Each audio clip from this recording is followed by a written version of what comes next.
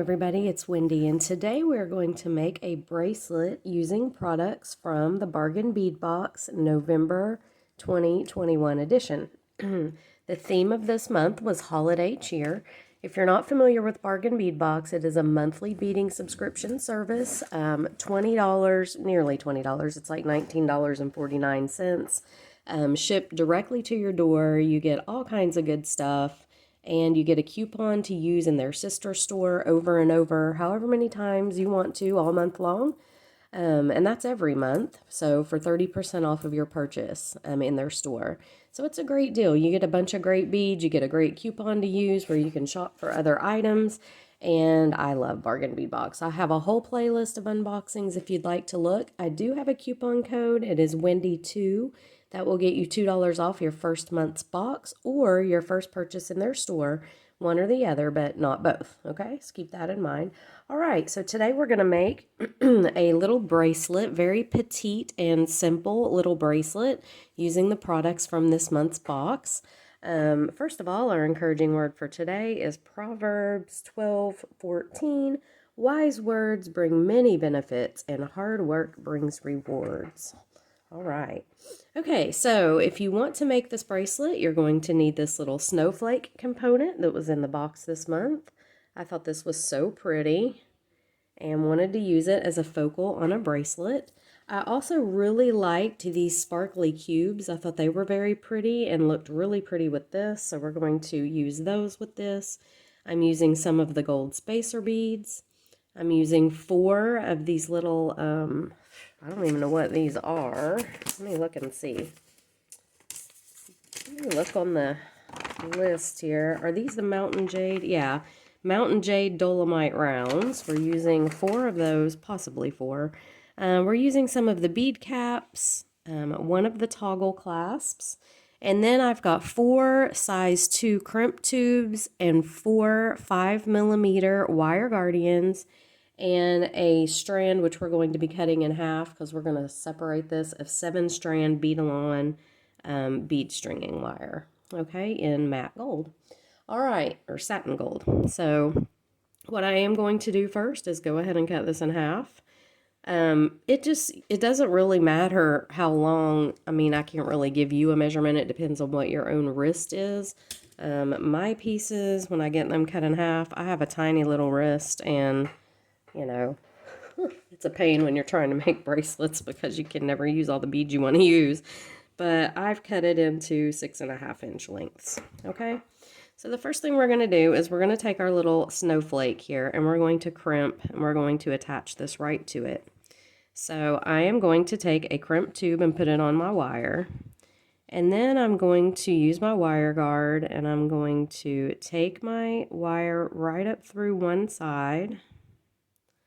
I can see to do it, and I do have my glasses on as well. That's the sad thing, right? And we're going to come right around here on the wire guardian, down the other little channel. I promise we are. Probably should have cut this wire longer, but I did not, so we'll see how it goes.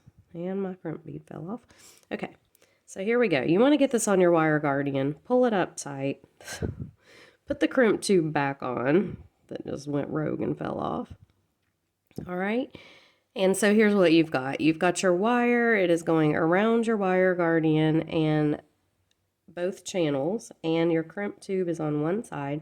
I'm going to take my little snowflake and I'm just going to insert this right on here and put it right up around this wire guard, if the wire guard will go. Actually, you know what? I don't know if these wire guards will fit through here. I may have to use a jump ring, which I don't really want to do because that's going to add length to this, and I don't really want to add length to it, but these are tiny holes and my wire guards aren't going to go. So I'll tell you what I'm going to do. I'm going to omit the wire guard. Yeah, because I do not want to use a jump ring and have extra length in there for the jump ring. So I'm just going to crimp right onto this little loop here.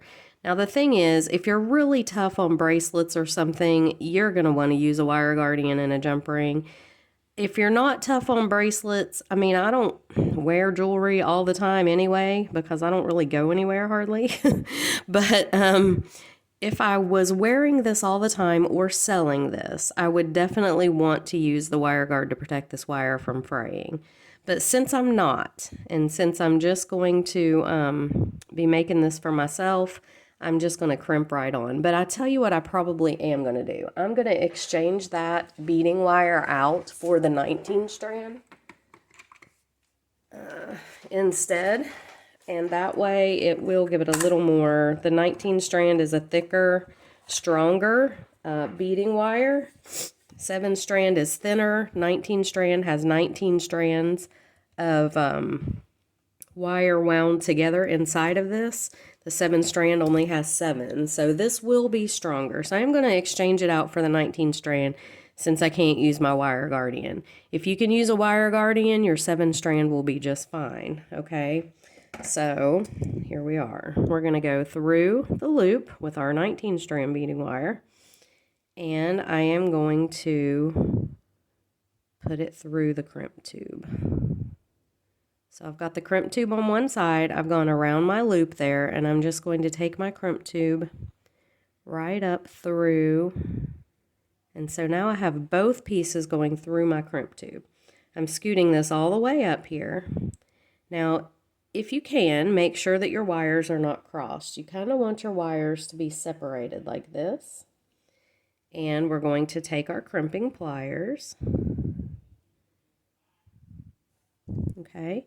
And in the little divot on the bottom of your crimping plier right here, as you can see, there's this little divot. You're going to lay your crimp tube right in that. You're going to pull everything tight, and then you're just going to crimp that down. And as you can see, what that does is that puts one wire in each of these little, it creates 2 little channels, and you've got a wire in each channel. Then you're going to take it and you're going to turn it vertically. I usually use the second little, you can see these little divots here. The first one's very tiny. The second one's usually the one that I use. And you turn this vertically, set it in that second little thing there, and close it right up. And there you have your perfect little crimp, okay? So we're going to do that on one side, and we're going to do it on the other side. The same exact thing. And I did cut my wire a little longer this time just because it makes it easier to crimp when your wire's not quite so short. Okay, I'm just going to do the same thing over here.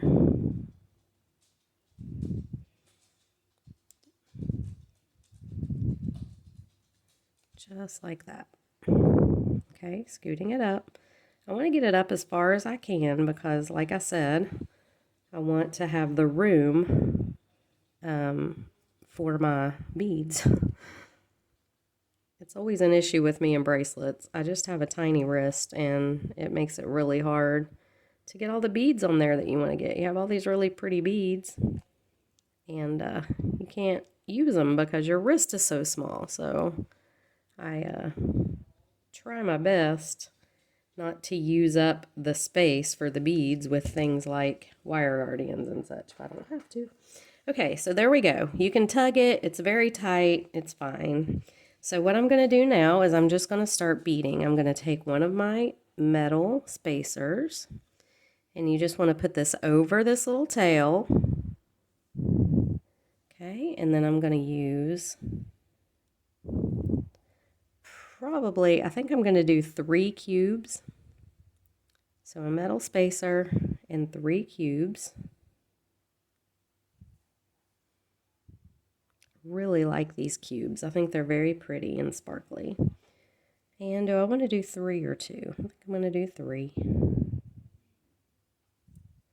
A metal spacer. And then I'm going to do a bead cap. One of my 10mm beads. Another bead cap.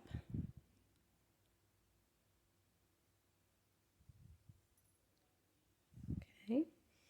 Another gold spacer. 3 more cubes.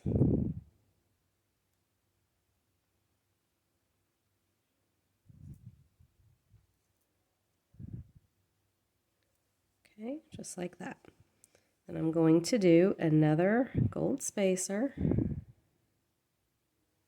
my bead cap,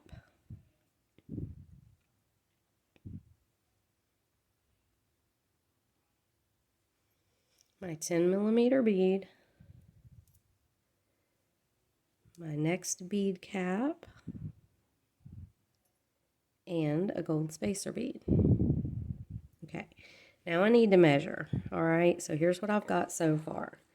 This, from one end to the other, is about 3.5 inches. So what I'm going to do is I'm going to put a bead bug on this end so all of my beads don't fall off. And I'm going to bead my other end, my other side. And the reason I'm doing that is, like I said, I have a small wrist and I have to be really careful not to make bracelets like these too big. And this one's going to have a toggle closure, so I don't want it to be super loose because I'm afraid it'll fall off. I'd rather them be a little bit tighter with a toggle.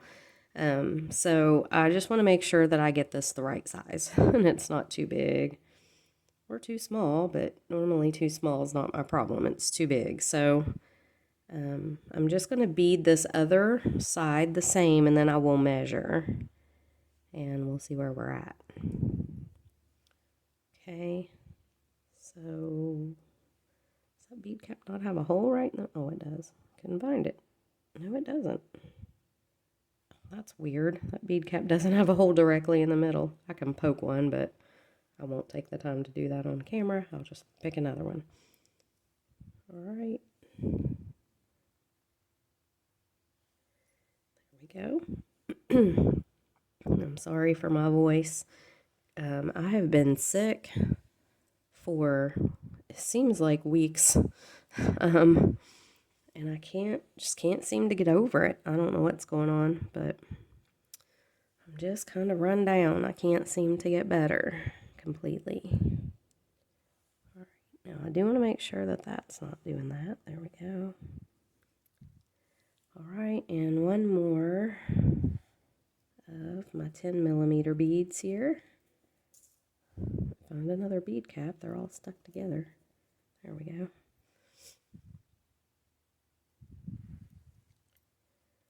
All right, this guy and this bead cap. And one more gold spacer. So, as you can see, the length fills up mighty quickly. So, let me see how long this is right now. I may have to take the last bead off. So, we're looking at right about 7 inches. So, by the time I get my clasp on, it's going to be about 8 inches, which is okay. So, I'm going to stop right here. I'm not going to add any more beads, okay? I'm going to make sure that everything is pushed together. You don't want anything loose. You want, you don't want any spaces here in between your beads. You want everything pushed up together and good and tight. So let me get that back on there because that little thing came right out. Okay, so what I'm going to do now is I'm going to take my crimp bead and my toggle bar or ring. It doesn't really matter which. I'm going to put my crimp bead on, going right through the loop on here, back through my crimp bead, and back through a couple of these beads on this strand, if I can. It should go through this. This is a big enough hole, but it's being quite difficult. Okay. If you can only get through one bead, that's no big deal. Maybe it's the bead cap that's stopping me. Let me just be sure here. Yeah, that's doesn't want to let me go back through. So that's okay. I went through the spacer bead. I'm just going to pull this up tight. Again, make sure everything's tight. Now, you don't want it to be so tight that it sticks out weird or lays weird, but you do want it to be tight. So there's a fine balance there. You just got to find it. And I'm going to lay this in my divot, crimp it down, turn it vertically, and crimp it closed. Okay, And then I'm going to trim this off right after this spacer. And there we have our one side. We're going to do the same thing on this side. Told you this was simple. It's a simple little bracelet, but I think it's very pretty and dainty. And I really like these greens. I'm not usually a huge green fan. I mean, it's okay, but I tend to like gravitate toward blues and stuff. But these, I thought these were really pretty little green beads. Okay, so I'm just doing the same thing over here. Went through the spacer. It wouldn't let me go through the other bead. Making sure there's no gaps in there. And crimping down. Turn it sideways or vertical. And close it right up here. Press this to make sure it's good and solid. And trim it right off. Okay, and there you have it. A super cute little dainty little bracelet. I like this. It's not too big for me. I could have left a couple beads off, but I didn't want to.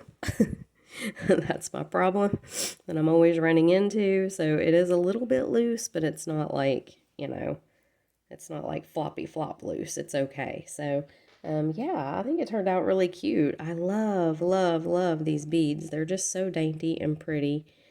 And so I hope you guys enjoyed the video. If you did, please like it, subscribe to my channel, and if you're interested in bargain bead box, I will have links in the description box below this video. And I will see you in the next one. Bye.